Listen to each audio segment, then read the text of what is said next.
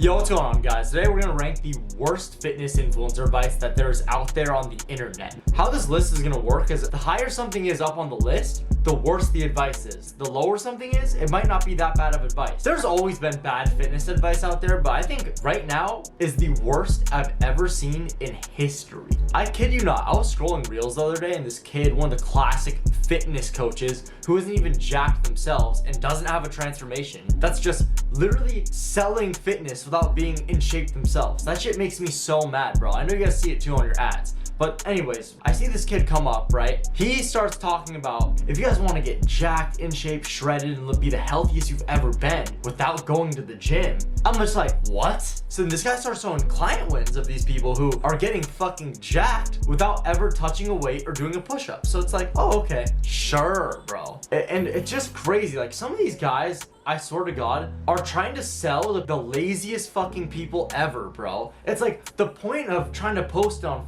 social media, in my opinion, is to inspire people to want to work hard and look like you, or want to work hard and have a transformation similar to you and get in shape. Not fucking tell people, yeah, keep being lazy, don't go to the gym, because all you have to do is eat this diet and you'll get jacked. The only way you could do that is if you're on, this guy's routine, but we'll talk about him a little bit later. But without further ado, let's get it started. The first one, chicken and rice. Now, we all hear the Hollywood actor. This is like the classic answer. How do you get in shape?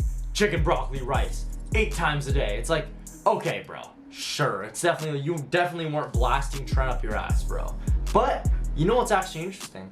Chicken, broccoli, and rice in general it's not a bad macro meal, it's pretty bland, but it's a healthy meal, bro. And I think it gets overhated on by like the animal-based community, all sorts of people, no nutritious value. Bro, at the end of the day, it's clean, very simple food that's not overly processed. I think chicken, broccoli, and rice, for the most part, it's not gonna make you have a steroid transformation, but it's not terrible advice either, I'll put it at like C tier, because it's pretty garbage. It's not gonna get you like a trend physique, and you need to be tracking your calories anyways if you're eating it to make that actually optimal. But speaking of tracking your calories, the worst advice ever, in my opinion, is to stop counting calories, stop tracking macros, don't do any of that. I see all these coaches promoting like, I help men get jacked without counting calories or counting macros. What are you talking about, bro? First off, if you want to guarantee yourself no results in the gym, this is one of the best ways to do it, because if you're not at least tracking your calories for a small amount of time to have a baseline, okay, I eat about this much, I'm in a surplus. I eat about this much, I'm in a deficit. You will never make progress 100%. I don't care how much you lift, bro. Because at the end of the day, if you do not track calories or protein, you don't even know what the fuck you're doing. You're never gonna progress, because as I said, if you're just gambling every day you eat. Oh, I ate this, I ate that. You have no fucking clue if you're actually eating to progress your physique every day. So when you start counting your calories and macros, oh, okay, I eat about 3.2 thousand calories a day. I'm gaining 0.5 pounds a week. And then that's how you make consistent progress. You don't make consistent progress just bullshitting around eating whatever the fuck you want. That's the dumbest fucking advice I've ever heard, bro. Or you always hear the stat, 80% diet, 20% training. That's bullshit. I would say it's about 50-50. But the 50% is just as important, because if you don't even try with counting calories at least once, then yeah, you have no idea if you're making progress or not. You don't have to track macros down to the T, but you need a general understanding of how many calories you're eating a day relative to your goal, either bulking or cutting. So I would say this is the worst advice in history, bro. If you want to stay small as fuck, do not track your calories. And it bothers me that the fitness coaches are trying to tell you that, oh yeah, stop counting calories, bro. Be lazy. Don't make progress. Those dudes are a bunch of fucking idiots. Always count your calories if you can. Or be on a meal plan that counts it for you. Now the next advice, I used to get a lot of hate for saying this one. Now, Mike Mentzer training style, or the low volume training. I'm very on the fence with this, because I personally believe the people promoting it aren't actually saying the wrong things. Like doing 5 hard sets of a muscle group, right? 2 exercises, but really killing those sets is enough to grow 100%, especially for a beginner. But the people who are trying to tell you that, oh yeah, anything above that is overtraining, in every scientific study ever, I'm not the science-based lifter, by the way, I'm just saying, high set programs have always outperformed low set programs on every occasion. I'm telling you guys, low volume training, again, it's another appeal to the lazy fucking lifters who want to do 2 sets of biceps and walk out of the gym. Guess what, bro? If you actually want to get the best progress, Mike Mentzer lifting isn't going to get you the most optimal progress. Now, of course, if you're not natural, you could fucking do anything to get progress, bro. You can do 2 sets to failure, you'll look like a fucking elephant. But that's not what we're talking about. We're talking about trying to lift to get the best results. And low volume, in my opinion, is pretty shitty advice, especially if you're doing less than 5 sets per muscle group. That's like borderline sped, bro. But overall, training intensely is good advice, of course. So I'd put it in the middle. It's pretty bad advice, but it could be worse. Now, I have a good one. A lot of people are gonna be shocked by this. I didn't just put all bad advice in here. Lean is law. Now, lean is law. A lot of you guys are like, what? What do you mean, bro? Like, that's great advice. I agree with you. It's 100% great advice. And let me explain why this, in my opinion, is the best advice the internet has produced of recent years for fitness. Most people, the leaner they are, the bigger they look. Because when you can see your abs and kind of have like the veins in your arms, you know, the definition, the striations, you actually look a lot bigger than if you were actually bigger. It gives you the illusion of having way more muscle than you do. Lean is law is 100% true. And it's gonna bring me perfectly to my next point about shitting on dirty bulking, of course. Overall, if you can, I would say almost in every scenario possible, it's gonna be better to stay lean. Every single benefit from lifting is almost coming from this circle right here. But when lean is law gets dangerous is when it becomes an unhealthy obsession and you want to be too lean. Again, you just look skinny as fucking look weird. Because again, this could fuck with your mental health. And for that, that's the only reason it's on the list, right? Because it could mess with your mental health and be a worse thing for you where you're constantly never bulking and you're constantly like, oh, scared to gain weight and stuff like that because you want to be sub 8% body fat. Now that's where lean is law sucks. But overall, staying lean and having a healthy body fat range and feeling confident in yourself will always trump the dirty bulking fucking stupid Sam Sulek mindset, bro. He's not like that anymore, but his OG mindset was atrocious with bulking. Lean is law is going in the F tier. It's good advice, but the only reason it's on here is because if you want to stay sub 8 year round, you're gonna be fucking miserable, bro. Good luck.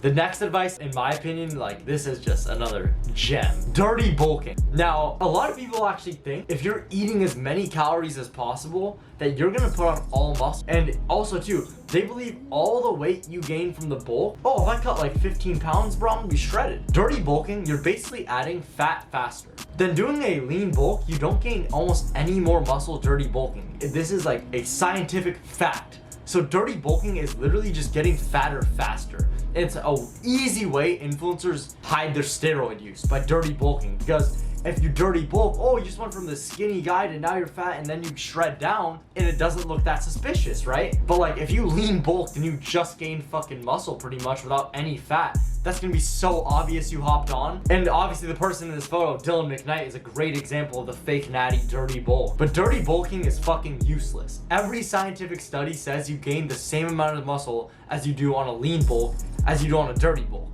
So if you want to get fatter faster, then sure, shove some chocolate milk down, bro. Be my guest. Fuck up your health, be a fucking dumbass. But dirty bulking is like literally a scam for steroid users to hide their use because it's so obvious, bro. I'm telling you, if they only gained lean muscle, then oh yeah, you know what I mean? It would be way too obvious. That's why they do this. This is going in the S tier. In my opinion, the worst fitness advice is the dirty bulk. Actually, I changed my mind. There's only one scenario where you should dirty bulk.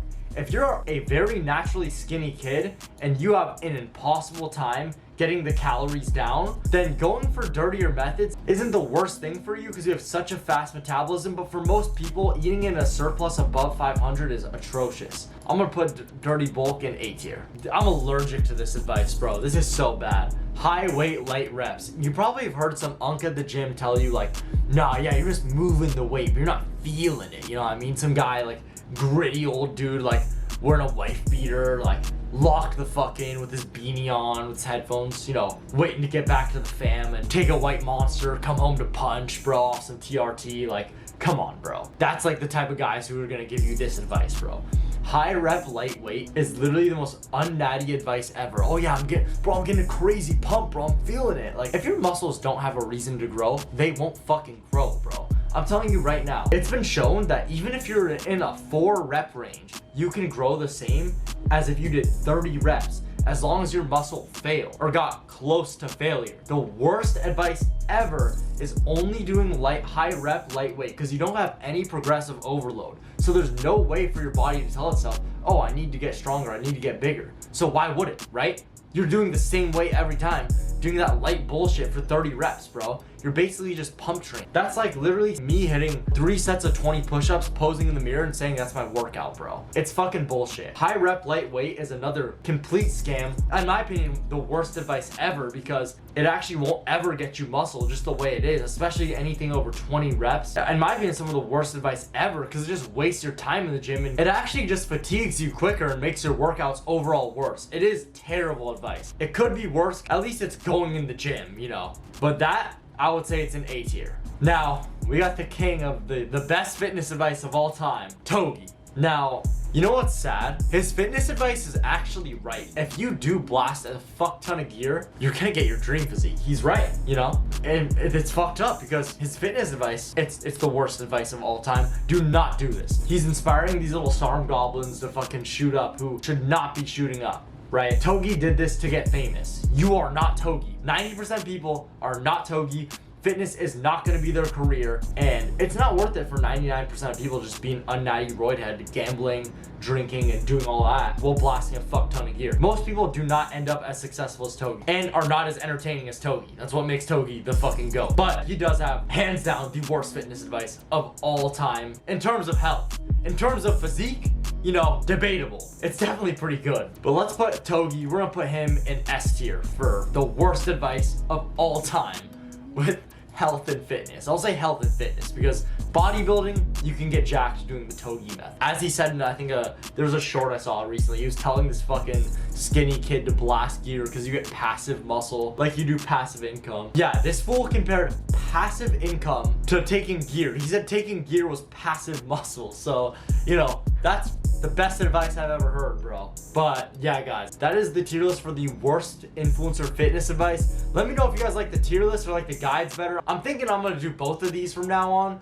But yeah, guys, if you guys want to work with me, links down below. I've been lifting for 6 years naturally. As I said, started from the very bottom to where I am now. And yeah, guys, you guys always know, sacrifice today's comfort for tomorrow's growth. I'll see you guys in the next one. Peace.